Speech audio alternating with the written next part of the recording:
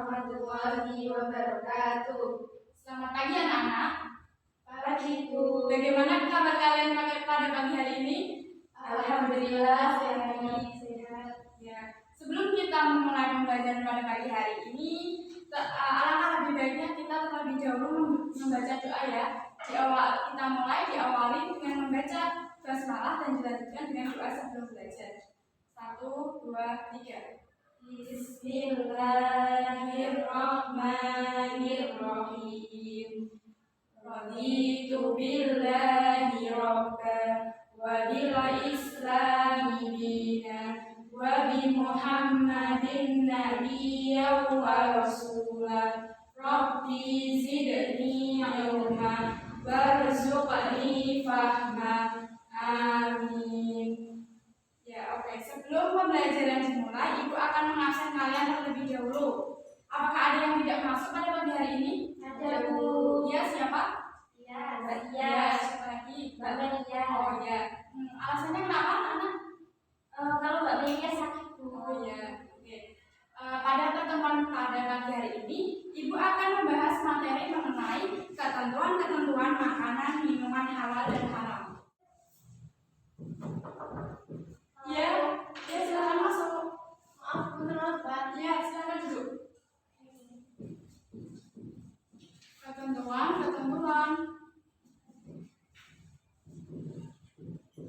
makanan, minuman halal dan haram. Ya, ini untuk modul buat Mbak Taras.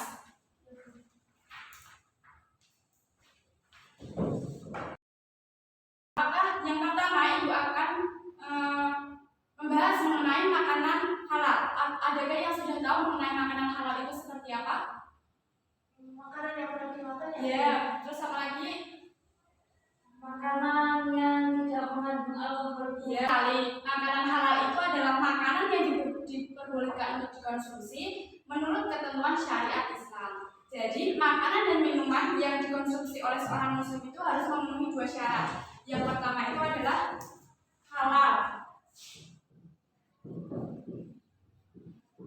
Dan yang kedua adalah thayyib.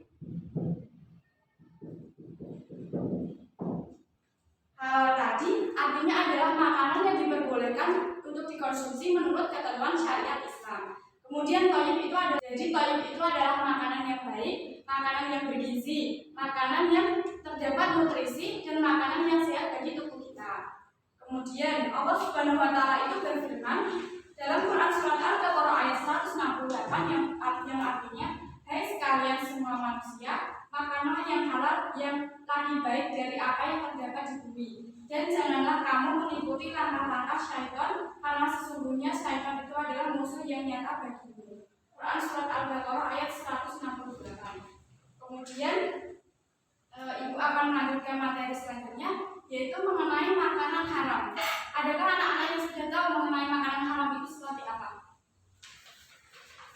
Makanan yang tidak boleh dimakan. Ya, apalagi ada yang tahu? Makanan yang mengandung bahan-bahan yang dilarang oleh syariat. Ya, betul sekali. Jadi makanan haram itu adalah makanan dan minuman yang diharamkan atau tidak boleh dikonsumsi menurut ketentuan syariat Islam, karena adanya nas atau dalam Al-Quran dan hadis itu yang melarangnya. Kemudian Ibu akan mengajak kalian untuk mencari jawaban dari pertanyaan yang Ibu berikan ini. Nanti silakan anak-anak untuk menjawabnya dan Ibu pilih satu persatu ya. Ibu beri waktu selama 5 menit. Dimulai dari sekarang.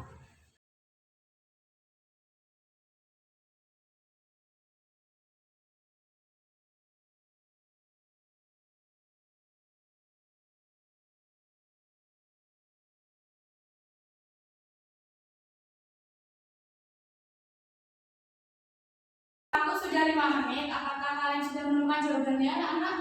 Sudah Bu. Oke, ya, Ibu akan memanggil satu persatu ya. Di tempat saja di awal. Coba silakan Mbak Laras. Jawab pertanyaan apa tadi? Pertanyaan yang ketiga Bu. Iya, silakan. pertanyaannya, jika kita mengkonsumsi makanan haram, bagaimana akibatnya bagi kita? Kalau jawaban dari saya bahwasanya amal ibadahnya tidak akan diterima dan doanya tidak akan dikabulkan oleh Allah Subhanahu wa taala dan Rasulullah. Yang kedua, makanan dan minuman haram bisa merusak jiwa, terutama minuman keras yang mengandung alkohol, yang akan mengakibatkan seperti kecerdasan menurun, belum lupa dan melakukan hal yang berbau negatif, senang menyendiri dan melakukan semangat kerja itu menjadi berkurang. Itu dari saya, Bu. Ya, kemudian coba pertanyaan dari Mbak Elisa, ada pertanyaan apa tadi? Saya dapat pertanyaan nomor 1, Bu. Ya. Pertanyaannya, apa saja jenis makanan atau minuman yang halal untuk dimakan? Kalau jawaban saya itu semua makanan dan minuman yang tidak diharamkan oleh Allah dan Rasulnya. Artinya semua makanan dan minuman itu boleh dan halal dikonsumsi sampai ada dalil yang menyatakan keharamannya. Kemudian semua makanan yang baik, tidak kotor dan tidak menjijikan. Yang ketiga, semua makanan yang tidak memberi madarat, tidak membahayakan kesehatan jasmani, tidak merusak akal, moral dan akidah. Seperti itu. Ya, jadi itu tadi ya jenis makanan atau minuman yang halal. Itu tadi yang pertama sudah dijelaskan Mbak Elisa bahwa semua makanan dan minuman yang tidak diharamkan oleh Allah Subhanahu wa taala dan Rasulnya. Jadi artinya itu semua makanan dan minuman itu boleh dan halal dikonsumsi sampai ada dalil yang menyatakan keharamannya. Contohnya itu seperti makanan yang seperti buah-buahan, seperti makanan binatang seperti kayak ikan itu boleh dimakan apa enggak? Boleh. Kalau ikan sudah mati itu boleh ya? Boleh. Jadi boleh untuk dimakan. Kemudian pertanyaan selanjutnya dari Mbak Mia. Coba pertanyaan apa? Saya pertanyaan nomor 2 itu, apakah makanan dan minuman halal itu memiliki manfaat? Ya. Jadi makanan dan minuman halal itu memiliki manfaat. Yang pertama, mendapat ridho Allah Subhanahu wa taala karena telah menaati perintahnya dalam memilih jenis makanan dan minuman halal. Yang kedua, menumbuhkan akhlakul karimah atau karakter positif dan terhindar dari akhlak. Yang ketiga, masmumah atau karakter negatif. Yang keempat, menjadi sumber tenaga atau energi positif. Dan yang terakhir yaitu setiap makanan dan minuman yang telah dikonsumsi akan berubah menjadi tenaga yang digunakan untuk beraktivitas sehari-hari. Itu seperti belajar, berolahraga, dan beribadah kepada Allah. Ya, jadi itu tadi ya manfaat dari makanan dan minuman halal. Kemudian Ibu akan menjelaskan sedikit mengenai makanan dan jenis-jenis makanan dan minuman halal. Allah Subhanahu wa taala itu menyuruh kita untuk memakan dan meminum yang halal karena ternyata makanan dan minuman yang haram itu terdapat memiliki banyak mudarat. Yang haramnya makanan secara garis besar itu terdapat dibagi menjadi 2. Yang pertama itu haram lizatihi dan yang kedua adalah haram lighairihi. Haram lizatihi itu adalah makanan yang haram dikarenakan adanya zatnya. Jadi maksudnya adalah hukum memakan dan meminum makanan tersebut itu sudah halal sendiri dari memang sudah haram dari sananya. Kemudian contohnya itu yang pertama itu adalah daging babi. Daging babi di sini seluruh makanan dan minuman atau obat-obatan dan termasuk kosmetik yang mengandung unsur babi itu dalam bentuk apapun haram dikonsumsi. Kemudian yang kedua adalah darah. Jadi darah yang mengalir atau darah yang mengalir dari binatang atau darah dari manusia itu termasuk haram. Termasuk juga saren. Apakah kalian sudah tahu apa itu saren? Belum. Saren itu jadi di daerah sini ya itu dijelaskan disebutkan daging beku. Jadi daging yang diperjualbelikan biasanya diperjualbelikan di pasar. Seperti itu. Jadi itu tidak boleh untuk dikonsumsi karena itu termasuk juga haram. Jadi kita kalau ada orang yang ngasih kita saran tersebut, apakah kalian akan memakannya? Tidak kan? Tidak. Karena kita sudah tahu. Jadi jangan dimakan kalau sudah tahu itu termasuk haram. Kemudian yang ketiga adalah khamar dan minuman keras. Khamar atau minuman keras. Jadi khamar dapat dianalogikan dengan semua makanan dan minuman yang menimbulkan mudarat. Jadi khamar itu kan memabukkan ya. jadi kita tidak boleh untuk meminumnya.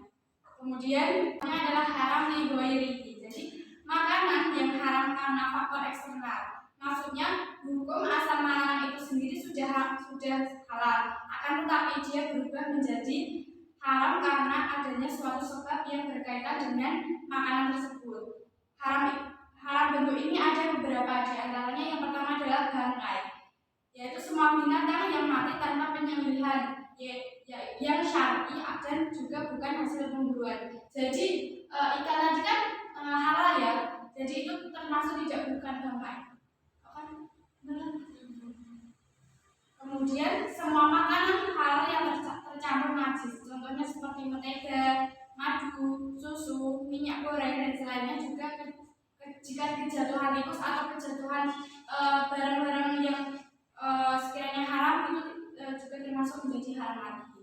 Kemudian yang terakhir adalah makanan haram yang diperbolehkan dari usaha dengan cara zalim, seperti mencuri, korupsi, menipu, merampok dan hasil judi, kemudian taruhan, menang togel dan sebagainya. Kalian sudah mengetahui belum togel itu seperti apa? Sudah? Oke, kalau sudah tahu ya sudah, ibu tidak akan menjelaskannya lagi.